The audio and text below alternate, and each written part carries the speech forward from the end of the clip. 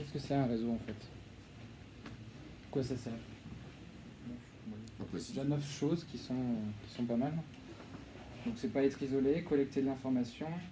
Effectivement, ça sert aussi de pouvoir avoir des opportunités.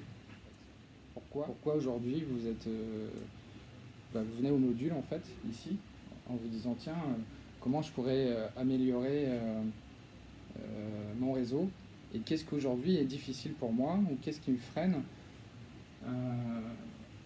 pour avoir justement construire mon réseau. Qu'est-ce qui est important pour vous dans le fait de pouvoir le construire et quel est le risque en fait aujourd'hui de construire votre réseau. En clair, qu'est-ce qui vous empêche de le faire aujourd'hui? C'est important de comprendre quels sont vos besoins à vous pour que je puisse vous aider en fait sur la définition ensuite des objectifs, ce qu'on va voir après. Ce que je vous propose, c'est qu'on passe aux objectifs, sauf si vous souhaitez encore, si vous avez des freins qui sont ou des objections à rajouter. Donc ça serait les attentes que tu pourrais avoir. Et ce que j'entends, c'est que c'est plus confortable effectivement de ne pas savoir. De pas savoir. Que de savoir. D'accord. Okay. Et qu'est-ce qui se passerait si tu serais déçu? Donc l'idée, ça serait de pouvoir trouver une solution qui fait que tu ne sois pas déçu. Donc là, tu te questionnes sur à qui je peux demander.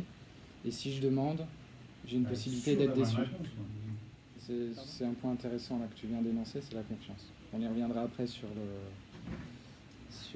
comment. Ok, j'ai bien noté. Je note pour tout à l'heure pour répondre à ta question. Donc il y avait l'exposition et la confiance. On passe au... Est-ce que c'est bon pour les freins et objections? Ou est-ce qu'il y a d'autres choses que vous voyez? J'y reviendrai point par point après, pour y répondre. Ok. Quels sont justement les objectifs du réseau? Enfin, à quoi ça va vous servir? Pourquoi vous voulez avoir du réseau? Mais effectivement, ça peut être aussi une réponse au réseau. Même s'il y a, d'après la PEC, 4% ou 5%, ça serait quand même un objectif. Est-ce qu'il y a d'autres objectifs d'avoir du réseau? Ou d'aller... ce serait quoi? D'avoir une recommandation. Recommandation. Ce qu'on peut apporter. D'accord, donc ça veut dire qu'il y aurait un besoin caché. Oui. Et le fait de te présenter, ça révèle le besoin. Par exemple. Voilà, c'est très exactement ça. C'est intéressant ce que tu as dit, Vincent, parce que ça répond à une problématique d'exposition. C'est que effectivement, si tu fais quelque chose, ça se voit. Donc tu t'exposes. Donc finalement, c'est utile.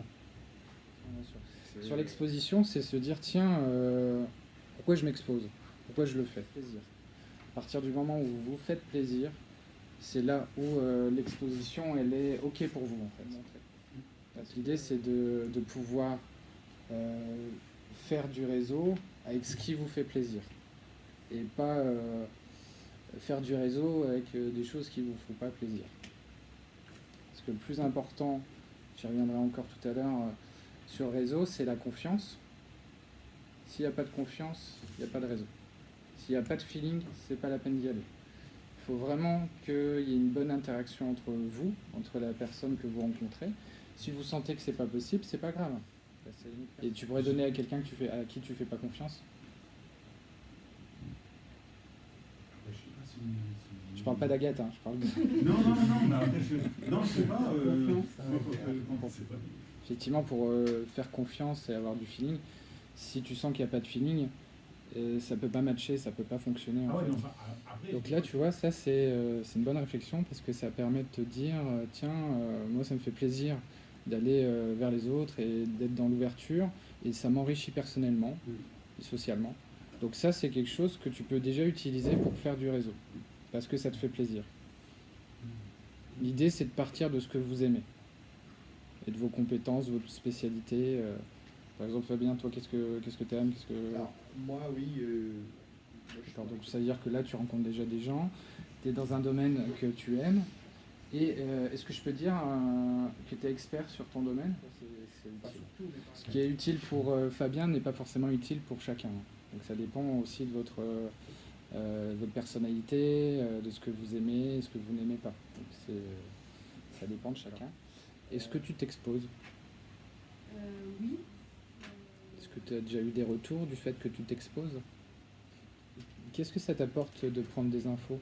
Ça enrichit. Vous voyez, ça, c'est des exemples de ce que vous pouvez mettre en place. C'est très bien. Hein. Enfin, les ressources que vous les avez déjà en vous, en fait. Il suffit juste de les verbaliser, de pouvoir dire, tiens, clarifier qu'est-ce que je peux faire, qu'est-ce que je peux pas faire, avec quoi je suis d'accord, avec quoi je suis pas d'accord, qu'est-ce que vous aimez, qu'est-ce que vous n'aimez pas. Donc la première chose, c'est vraiment de partir de ce que vous aimez. C'est vraiment la première chose. Pourquoi? Parce que vous allez avoir confiance, vous allez être motivé, ça va vous plaire, ça va être facile. Voilà, c'est vraiment la première chose. Je vais revenir sur les freins et les objections. Comme ça, on va pouvoir les déconstruire. Est-ce qu'il y a d'autres choses sur les objectifs ou c'est déjà pas mal là? Donc là, effectivement, il y a une notion de confidentialité, mais toi, est-ce que tu peux t'exposer? Tu peux dire ce que tu en penses? Est-ce qu'il y a un risque à t'exposer, à dire ce que tu penses ou de ce que tu connais de ton expertise? Comment quelqu'un pourrait dire que tu es un expert sur ton domaine? Et les peurs, souvent, elles sont assez irrationnelles. Ça veut dire pas qu'elles sont pas fondées, hein, mais finalement, j'ai peur d'être déçu sur mon réseau. Et si j'ai pas essayé, comment je le sais que je vais être déçu? C'est ça en fait. Donc c'est souvent c'est fondé sur ce qu'on peut appeler une croyance en fait. C'est-à-dire tiens, je crois ça, mais je l'ai pas vérifié. Voilà. L'idée c'est de se dire tiens, ok j'ai mes peurs, elles sont utiles, hein, si elles sont là, c'est qu'il y a une raison et que c'est important. Simplement, si vous partez d'abord de ce que vous aimez, ça va permettre de de vous confronter, comme dit Fabien, à peut-être une situation qui vous semblait difficile, et en fait, en réalité, elle n'est pas si difficile que ça. Tout à fait. Je sais pas. Donc ça, c'est vraiment concret, en fait. C'est-à-dire que l'action mène à du résultat, qu'il soit positif ou négatif, et indirectement, ça crée du plaisir, comme tu dis, hein.